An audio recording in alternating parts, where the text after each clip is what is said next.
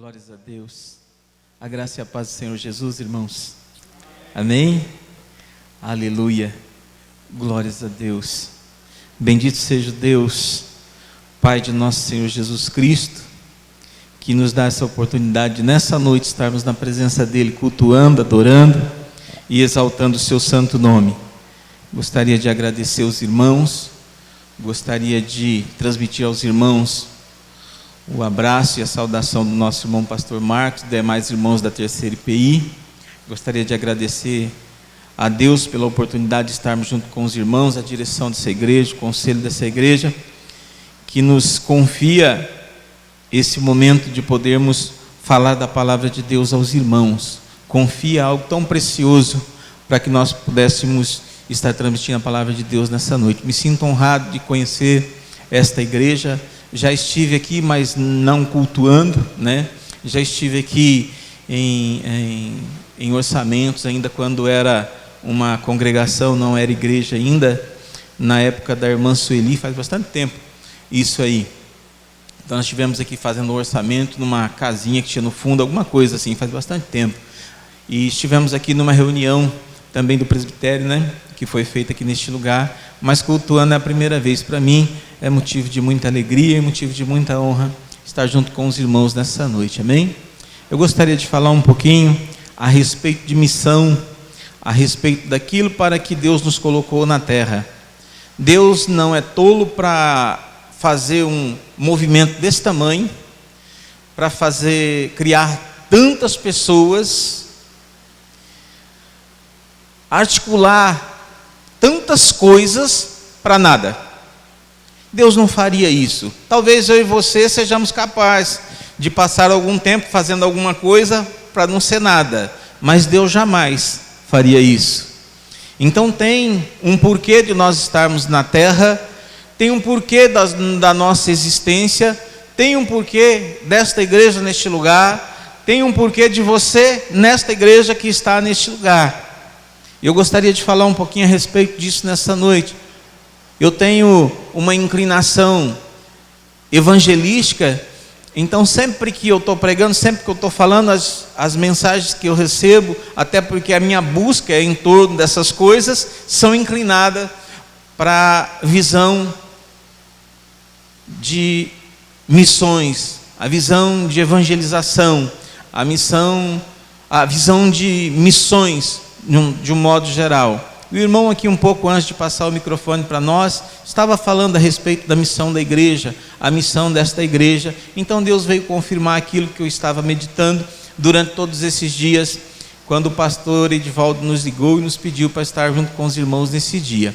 Eu gostaria que, para nós termos um texto base para podermos iniciar a palavra de Deus nessa noite, eu gostaria que você abrisse a sua Bíblia no Evangelho de Jesus Cristo, segundo escreveu Lucas, no capítulo 10.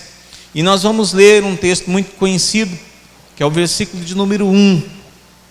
E a partir desse versículo nós vamos desenvolver um raciocínio que nos chama a responsabilidade de fazer a obra, de fazer missão, de sermos representantes de Jesus na terra. Ser representante de Jesus na terra não é simplesmente sair falando e de novo falando, mas existe responsabilidades para se falar, de maneira que o nome do Senhor não venha a ser envergonhado através da nossa apresentação do Senhor para as outras pessoas. Nós vivemos em tempo em que as pessoas têm misturado a riqueza de Deus com o materialismo, enquanto que a promessa de Deus, a maior riqueza que Deus dá ao homem é a salvação. Mas já tem pessoas olhando para a Bíblia, vendo na Bíblia um grande baú de dinheiro, um grande baú de ouro e pedras preciosas, e não é isso.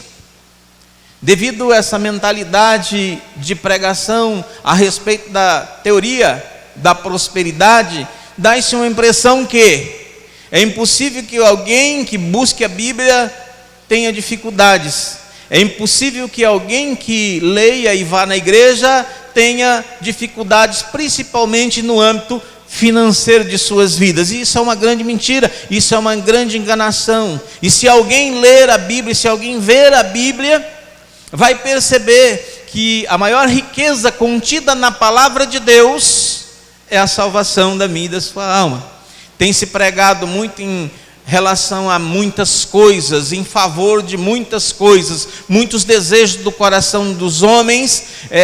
Os pregadores hoje, eles têm buscado não o desejo do coração de Deus para a humanidade, mas têm buscado e procurado entender qual que é o desejo, qual que é a vontade do coração do homem. Aí pega uma palavra da Bíblia, molda segundo o desejo do coração de cada homem, e assim traz essa palavra como se fosse uma palavra de Deus. E eu posso garantir aos irmãos que não é.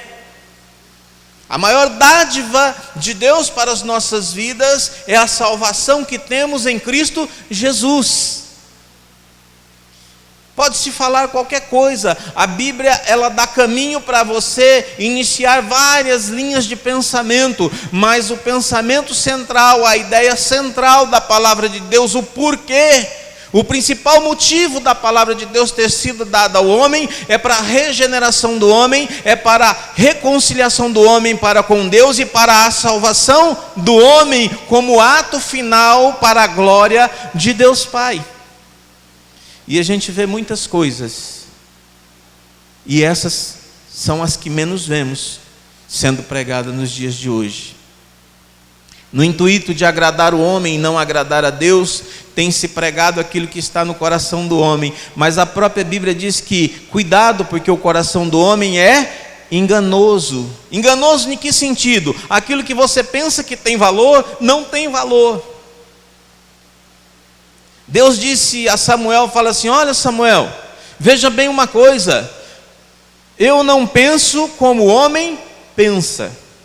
Hoje eu estava ministrando na congregação do Jardim Figueirinha de manhã, do bairro Figueirinha, e eu dizia aos irmãos, quando alguém vem para a casa de Deus, por um motivo que ele acha que foi ruim, eu tive um grande desapontamento na minha vida, e isso me fez procurar a igreja.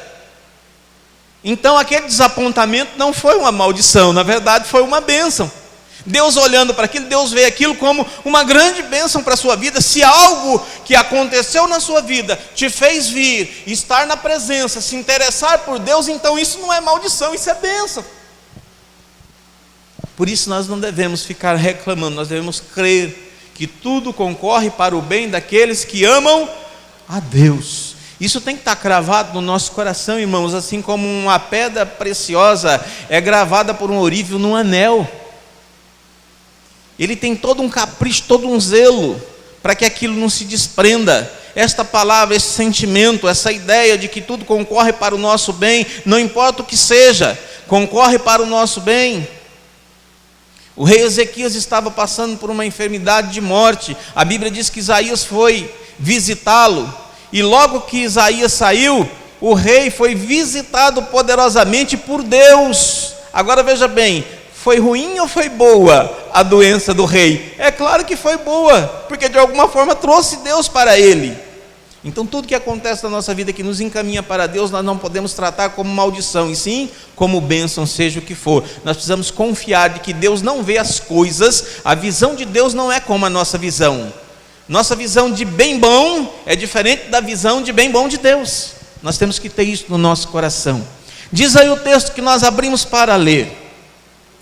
Depois disso, o Senhor Jesus designou outros 72 e os enviou de 2 em 2 adiante dele a toda a cidade e lugar para onde ele estava prestes a ir. Olha o ocorrido.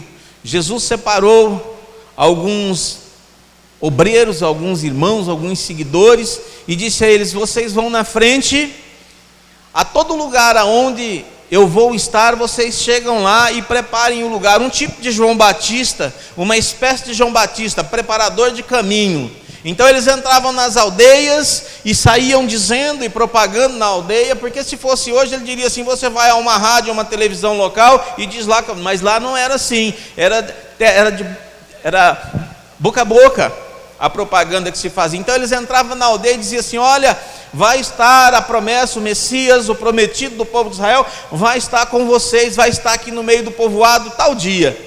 E a Bíblia diz que as pessoas levavam leprosos, levavam pessoas com dificuldades para aquele lugar, para receber a bênção de Deus. Pois bem, esse texto é uma prefiguração da igreja, do povo de Deus.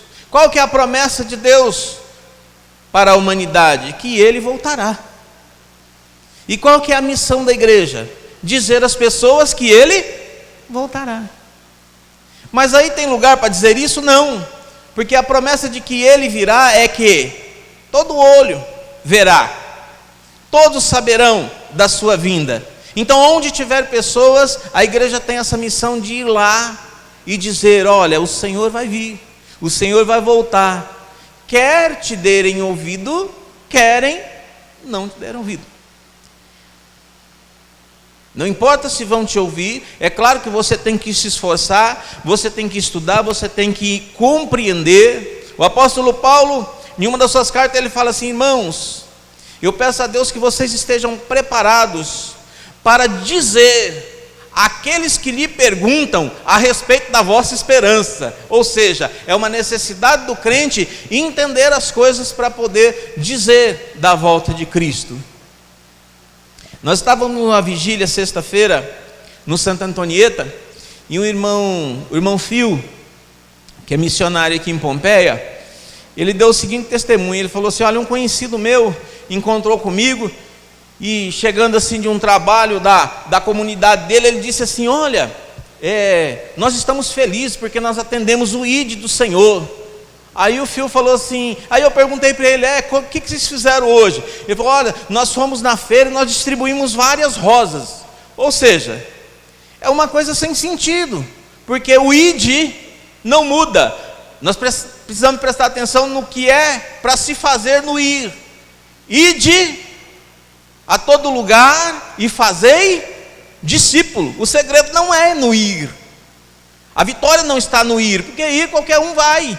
Agora, o grande segredo é fazer discípulo.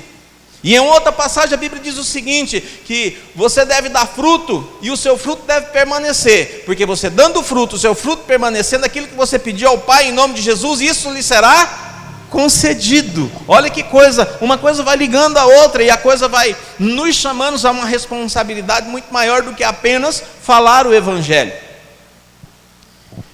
Para nós anunciarmos o Evangelho, irmãos, deve haver algumas características em nós. Se é que queremos pregar o Evangelho, se é que queremos anunciar a Cristo com impacto, se é que queremos deixar o nome de Cristo para a glória de Deus levantado, como a serpente foi levantada no deserto, para que todo aquele que nele crê não pereça, mas tenha a vida eterna, como diz no Evangelho de João.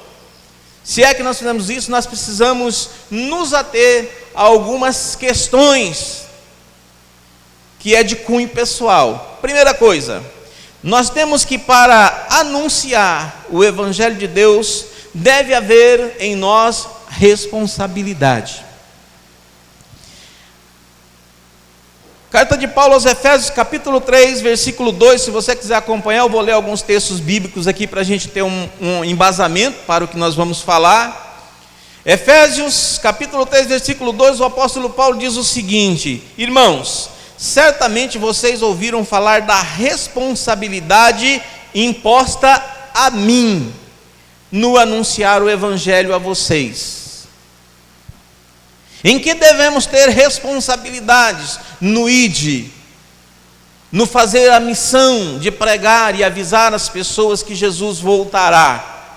Responsabilidade no que falamos. Nós devemos medir as nossas palavras, nós devemos falar com cautela e com cuidado, porque a palavra de Deus diz que você prestará conta de cada palavra que sair da sua boca, e pasmem, até das inconscientes, ou seja, aquela que você falou sem perceber. Nós prestaremos conta. Então nós temos que ter uma grande responsabilidade. Por que você acha que no Salmo 73 o salmista fala assim: Senhor, eu acho que não vale a pena estar na tua presença, porque o ímpio não está na sua presença, e os seus filhos são gordos, e os seus filhos têm os olhos brilhando, e eles vivem assim, abastardamente tranquilos e felizes, enquanto eu, só de pensar na prática do pecado, isso já me dói o coração, por conta dessa responsabilidade no falar. Não há ide e formação de discípulos sem a responsabilidade naquilo que nós falamos, sem medir cada consequência daquilo que nós falamos. Uma segunda coisa, no nosso modo de viver, é necessário ter muita responsabilidade. Nós estamos, assim, em épocas que pessoas falam coisas sem nenhuma responsabilidade, pessoas têm atitudes sem nenhuma responsabilidade, e depois vai para frente da televisão pregar. De repente aparece no Facebook ou nas redes sociais: olha, o pastor fulano de tal aqui, olha o que ele dizia ali. Veja bem o tamanho da responsabilidade nesse ide. Esse ide envolve muito mais do que a paixão pelo Evangelho. Esse ide envolve muito mais do que trabalhar para a igreja. Esse ide envolve muito mais responsabilidade do que simplesmente fazer parte de um grupo de evangelismo que o pastor mandou, ou que o pastor designou. Esse ide tem uma responsabilidade muito maior do que nós pensamos que temos. Nós temos que ter consciência disso. Uma segunda coisa que deve haver na nossa missão, o apóstolo Paulo, escrevendo aos Filipenses, capítulo 1, ele diz da defesa do Evangelho. Capítulo 1 de Filipenses, versículo 16, o apóstolo Paulo diz o seguinte: estes os faz por amor, sabendo que aqui me encontro para a defesa do Evangelho. Ele está discorrendo sobre um assunto, e ele está falando sobre pessoas que pregam o Evangelho, uns por falta de ter o que fazer, outros pregam por desespero, outros pregam porque acha bonito, outros pregam porque quer ter fama, mas aí ele pega e diz assim: mas sabem que eu aqui estou em defesa do Evangelho. Engraçado, a palavra de Deus precisa ser defendida? Precisa de defesa, a palavra de Deus precisa. O Evangelho precisa ser defendido. Muito mais nos dias de hoje, em que as pessoas têm olhado para o Evangelho como uma grande oportunidade de se sair bem na vida. O Evangelho não deixa de ser essa oportunidade, mas não no ângulo de visão com que as pessoas têm pregado. Por isso o Evangelho precisa de pessoas que o defendam. Nós não concordarmos com o ciclo, nós não concordarmos com o rumo que o mundo quer dar para a vontade de Deus, isso é um trabalho de um evangelista, isso é um trabalho de um missionário, isso é um trabalho do ID, isso é um trabalho de apresentar Jesus, isso é um trabalho de missão.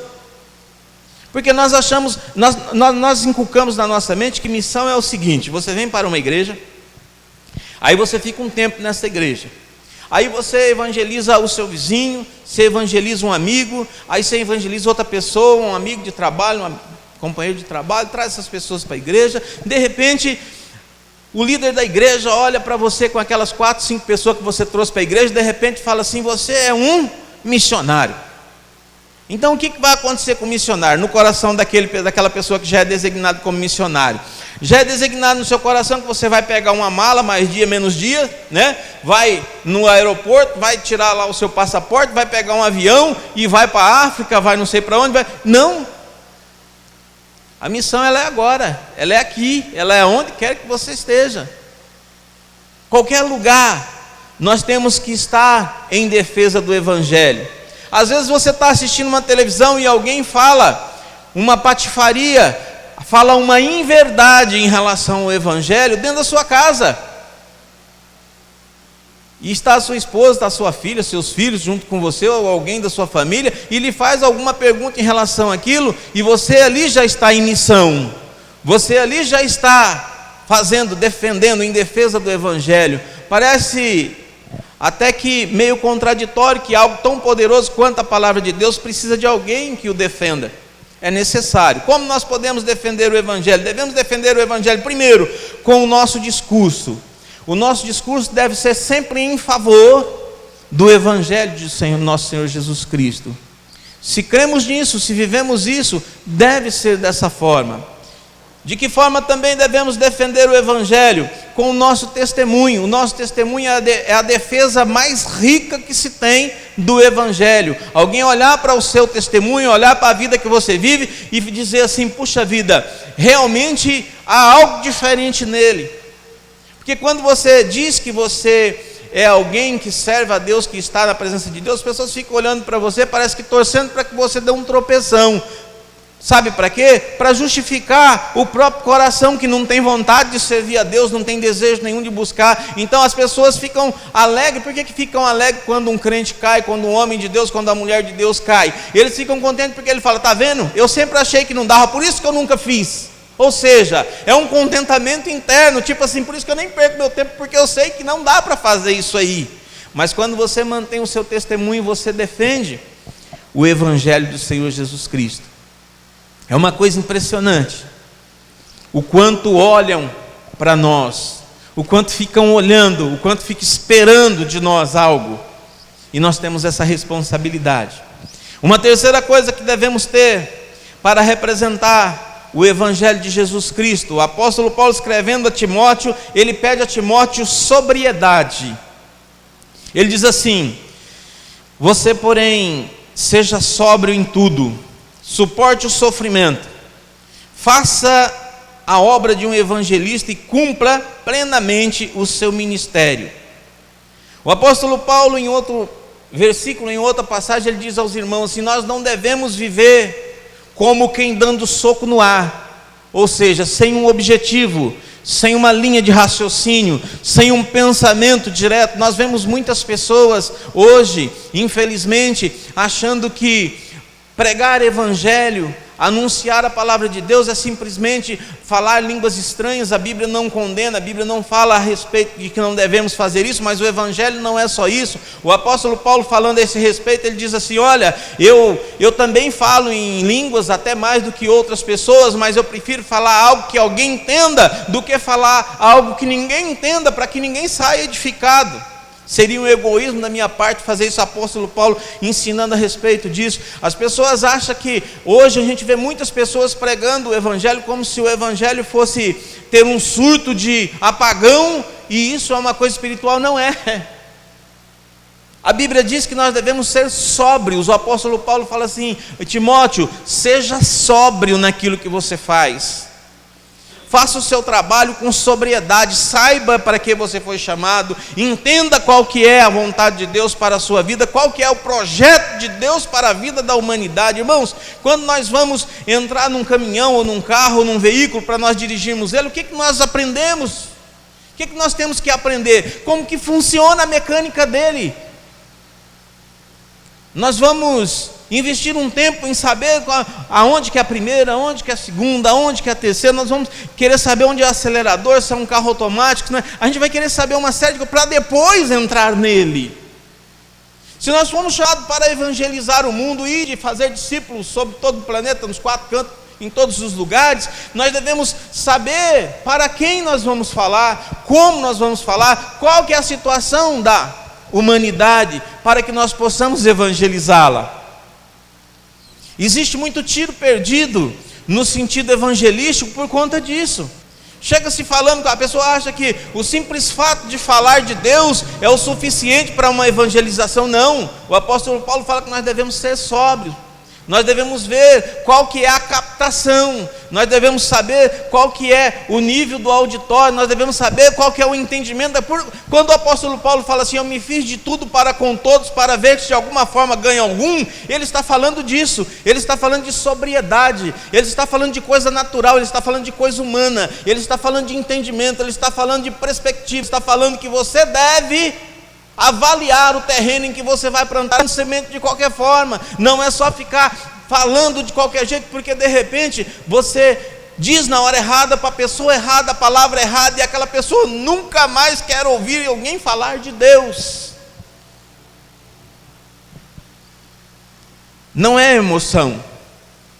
Pregar o evangelho não é emoção.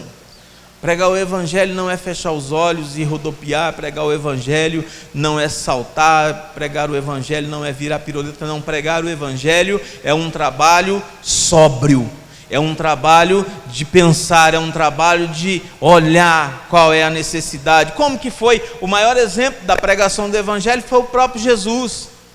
O que ele olhava? Ele olhava as condições de quem ia receber. A Bíblia fala que cada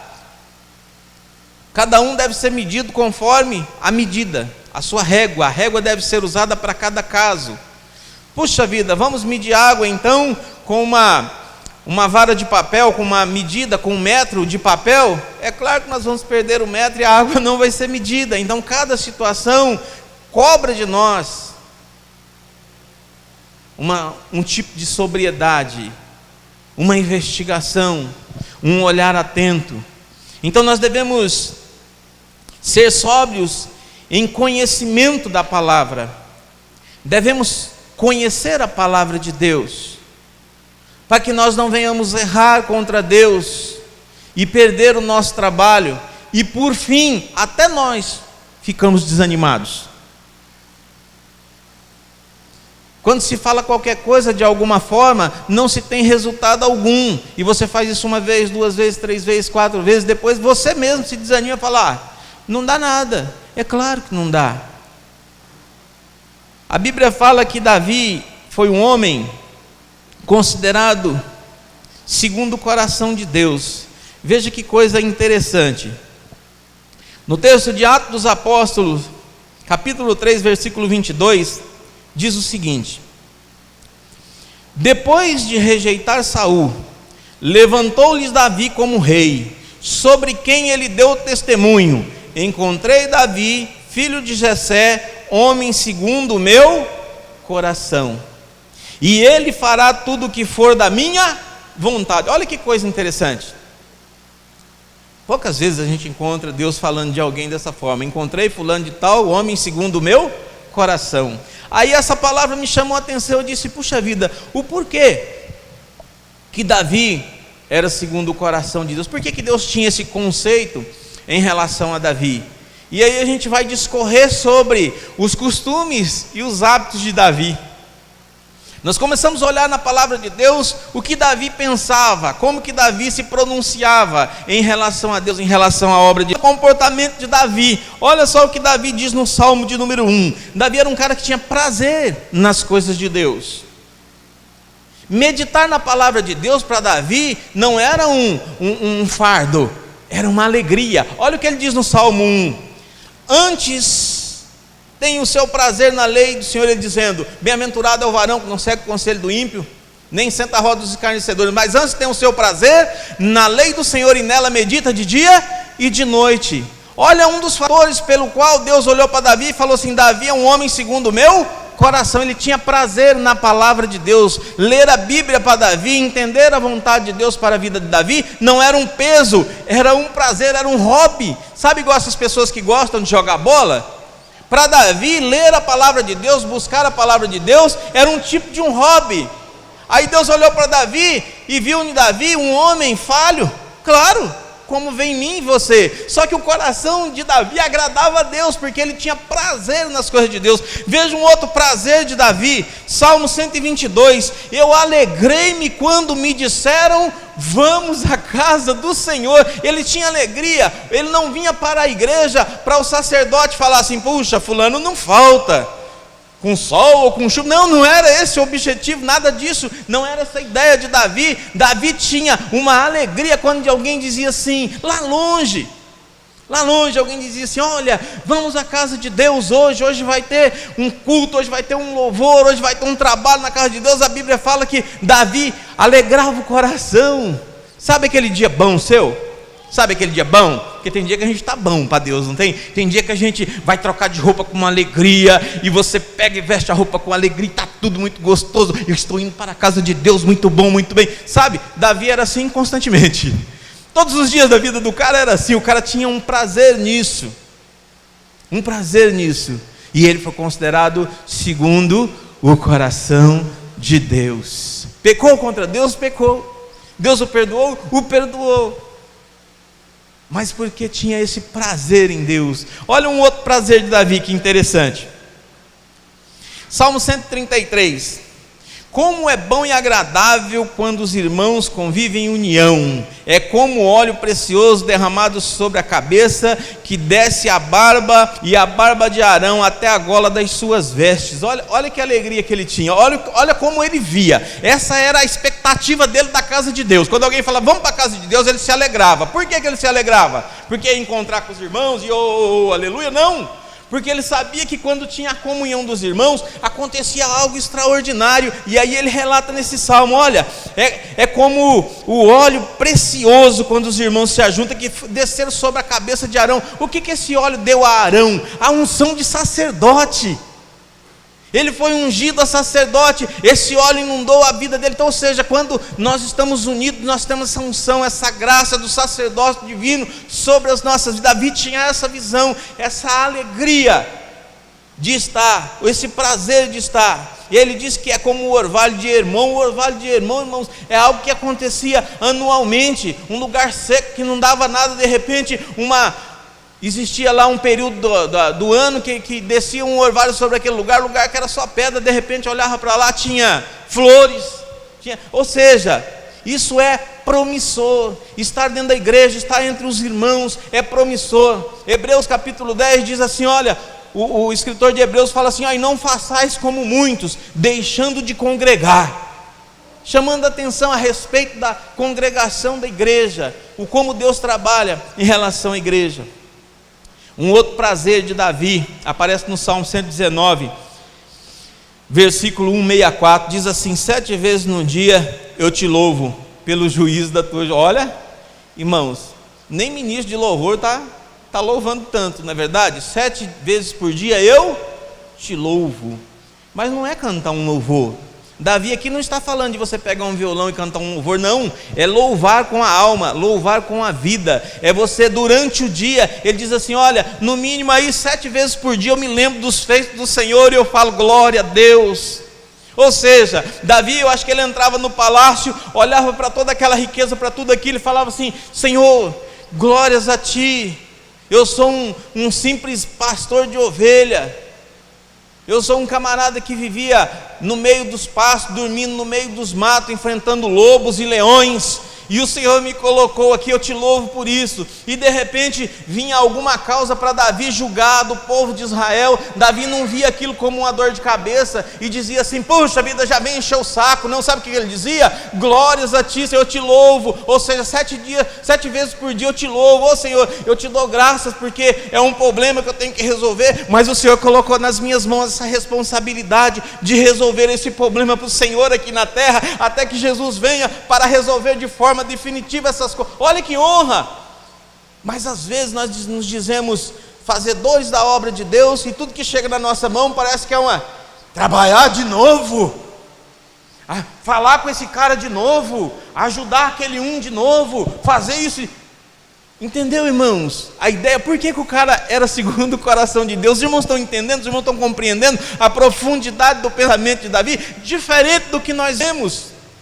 Trabalhar de novo, olha, tem que ir lá para o palácio de novo, tem que despachar tudo de novo, olha, de novo, eu tenho que escutar aquela ladainha, aquela choramingação do povo de Deus. Não, ele não via isso não, ele via isso como uma honra, ele louvava a Deus pela responsabilidade que Deus colocou na mão dele.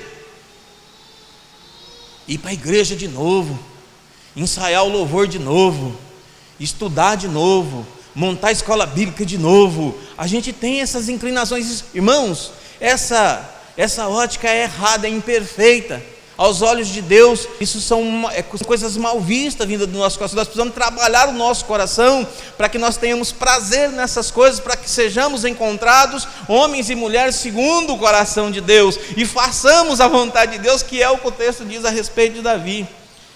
Veja um outro prazer de Davi: prazer em ter Deus como bem maior. Salmo 16, versículo 2. Olha o que ele diz a respeito de Deus.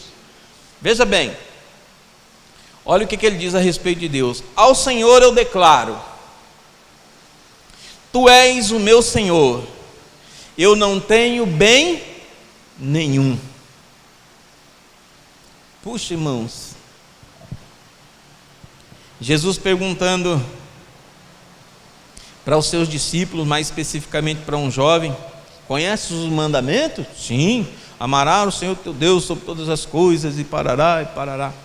Davi está dizendo isso aqui: Senhor, o Senhor é o meu bem maior, outro bem não possuo. Agora vamos ver uma diferença de Davi e Salomão. Davi tinha um conceito de que Deus era o bem maior na vida dele. Se há algo importante para Davi, esse algo importante era Deus. Ok. Salomão também, filho de Davi, rei de Israel, escreveu Provérbios, Eclesiastes e outras coisas mais. Mas aí quando você se atenta para as escrituras que Salomão escreveu, você encontra uma certa inclinação depressiva, é ou não é? Tudo que tem debaixo da terra é vaidade, tudo que está debaixo do sol é vaidade. Vivi, cresci, morri, e eu vou falar um negócio para você: tudo é nada. Isso é um sentimento depressivo da situação. Mas por quê? Olha a diferença do bem maior. Quando a rainha ficou sabendo da fama de Salomão, o que ela fez? Eu vou visitar Salomão para ver, olha a palavra dela, ela disse assim: para ver se aquilo que falam dele é verdade. Quando ela chegou no palácio, ela viu os caras tudo uniformizadinho. Para aquela época o uniforme era show, né? Não tinha esse negócio de uniforme não, cada um ia com a roupa de um jeito. Mas chegou dentro do palácio, era tudo uniformizadinho. Eu imagino, né? Imagino aqueles garçons, aquele pessoal: olha, hoje nós vamos receber já era assim, né? Mas hoje nós vamos receber uma visita ilustre, vai vir uma rainha para nos visitar, e nós precisamos preparar tudo. E a rainha chegou lá, aquela coisa bonita. Aí ela pegou e deu o seguinte testemunho: eu ouvi falar de algo de Salomão, da sua sabedoria, mas vendo, eu percebi que é muito maior do que me falaram. Sabedoria de Salomão. Aí Salomão foi mostrar os seus bens e as suas riquezas para ela. E aonde que Salomão levou ela? Nos tesouros. Isso significa, irmãos, que como Davi dizia que o Senhor era o único bem que ele tinha, Salomão tinha por bem a sala do tesouro. Porque quando aquela mulher chegou para conhecer da sabedoria dele, ele não disse a ela assim: olha, eu sou Salomão, filho do rei Davi, e um dia Deus me deu essa sabedoria que hoje você vai ver, que você está vendo, pela qual eu tenho desenvolvido o meu reinado aqui, e é o que você está vendo aí. Glórias a Deus por isso. Isso seria o normal, mas não. Ele quis impressionar a mulher. Sabe o que ele fez? Levou ela lá no cofre onde guardava os ouro, abriu e disse: olha, tem mais, viu? Eu imagino, assim, um discurso assim meio pernambucano, né? Tem mais, viu? Não é só os garçons bem vestidinhos, as coisas bonitinhas, o palácio limpinho, as coisas de ouro, prata, não. Vem aqui que eu quero te mostrar a minha maior riqueza. Abriu a sala do tesouro e ela viu ouro, prata e muitas joias, e ela saiu dali maravilhada. Se essa mulher vai na época de Davi, qual que era a maior riqueza que Davi ia apresentar para ela? O Senhor. O Senhor. Você sabe o que as pessoas querem que você apresente para elas durante a sua missão? O seu bem maior. Qual que é o seu bem maior? Qual que é o meu bem maior? Qual que é o bem maior da igreja? É o templo bonito? Assuntoso? As cadeiras? Qual que é o bem maior da igreja? O palco ou o púlpito, como você queira, de laminado de madeira, um painel bonito? Qual que é o bem maior? Aquele que está envolvido na missão, aquele que foi soldado arregimentado para a guerra, não se mistura nem se ilude com as coisas dessa terra, mas antes cumpre aquilo para que foi designado. Nós fomos designados para ter Deus como nosso bem maior. Nós temos vivido em tempos, irmãos, que as pessoas querem evangelizar, querem dizer da volta de Jesus com os objetos que têm, com as vitórias que Deus lhe deu, como se a vitória que Deus lhe deu fosse maior do que o Deus que lhe deu a vitória. E aí taca na cara das pessoas: olha, você é drogado, você é prostituta, você é mendigo, veja bem, era uma caca por aí, como a sua, mas olha como eu estou hoje, olha como eu estou hoje, olha como eu estou. É mais ou menos isso que Salomão fez. É mais ou menos isso que nós achamos que devemos fazer com a missão que está nas nossas mãos. E aí falta para nós a grande responsabilidade do conhecimento, a grande responsabilidade do ser sóbrios. O mundo já tem experimentado coisas, e coisas têm passado pela mão do mundo, entrado de um lado e caído no outro. Mas aquele que recebe o bem maior da igreja, esse nunca mais terá sede e nunca mais terá fome, porque vai estar recebendo um rio de águas vivas, estará recebendo o pão da vida. Que nós não sejamos achados, irmãos, como aquela mulher samaritana, que Jesus falando para ela, falou: olha mulher, se eu der algo para você, se eu te der, se você beber desta água, você nunca mais terá sede. Sabe qual foi a preocupação dela? Olha o pensamento dela. Ela disse assim: Senhor, me dá dessa água, para que eu não venha aqui mais tirar. Ou seja, ela estava preocupada com carregar, com o materialismo, com aquela coisa pesada de ir no sol quente, tirar a água, buscar a água, você era fundo e blá blá blá blá blá. E Jesus falando para ela de uma coisa muito mais grande, muito mais profunda. E ela: não, Senhor, me dá dessa água, porque eu não preciso voltar mais aqui, eu posso ficar em casa dormindo. Olha o pensamento. Mas quando ela entendeu que Jesus era essa fonte, era essa água, que uma vez estando dentro dela, jamais ela sentiria sede, mesmo não tendo água, jamais sentiria fome, mesmo não tendo comida. É muito além. O Evangelho é muito além do que os nossos olhos vê, do que as nossas mãos pegam. O Evangelho é muito mais do que do que aquilo que enche as nossas barrigas, daquilo que mata a nossa sede. Jesus está falando de algo muito mais profundo, muito mais grande, muito mais além. Mas aí nós começamos a ver na televisão todos os dias um evangelho barato, mesquinho. Bota Deus na parede porque a palavra prometeu e Ele tem que dar. E você foi colocado por cabeça e não por cauda. E quem falou que a cabeça do peixe sofre menos do que a cauda dele? É ou não é? É só você chegar em Deus, porque a palavra que diz: eu terei de tudo. Então você... Mentira. O Evangelho não é tão pouco assim. O Evangelho é muito mais profundo. O Evangelho é aquele que você se farta, mesmo não tendo o que comer, e que você mata a sua sede, mesmo não tendo o que beber, porque o Evangelho é a palavra de Deus em Jesus Cristo, movida pelo Espírito Santo, que atua em nós, causando e gerando vidas, e vidas eternas, para a glória de Deus. Amém? Essa é a nossa missão. Seja sóbrio, tenha sobriedade, saiba o que está nas suas mãos, saiba o que você tem nas mãos de maneira perfeita, aperfeiçoada. Busque em Deus. A Bíblia diz que aquele que não tem sabedoria, clame a Deus, então Deus lhe dará. Se você não está entendendo alguma coisa sobre o Evangelho de Cristo, pergunte a Deus, fala: Senhor, por que eu estou tão raso? Por que eu estou sabendo tão pouco? Levíticos capítulo 16, a partir do versículo 22, Deus dá uma ordem a Abraão, fala assim: olha, aquele que for cego pode ficar no meio do templo, mas não pode exercer o sacerdócio, porque ele não enxerga, ele não tem visão, ele não captou a mensagem, ele não entendeu o projeto, ele não entendeu o esquema, ele não entendeu aquele projeto principal que Deus tem para a humanidade.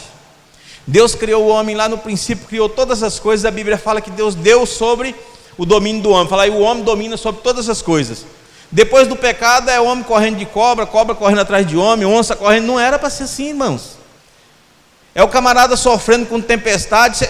Você percebeu o que aconteceu com a tempestade de Jesus? O negócio começou a cair, não cai, quebra, não quebra. Jesus falou: a tempestade era para ser assim, mas nós perdemos isso pelo pecado. E Jesus está tentando restituir para nós esse direito de sermos a criação máxima de Deus, estar sobre todas as criações de Deus, como era no princípio, antes de perder. O trabalho de Deus era para isso na nossa vida, e nós devemos ensinar e pregar dessa forma para a glória de Deus, amém?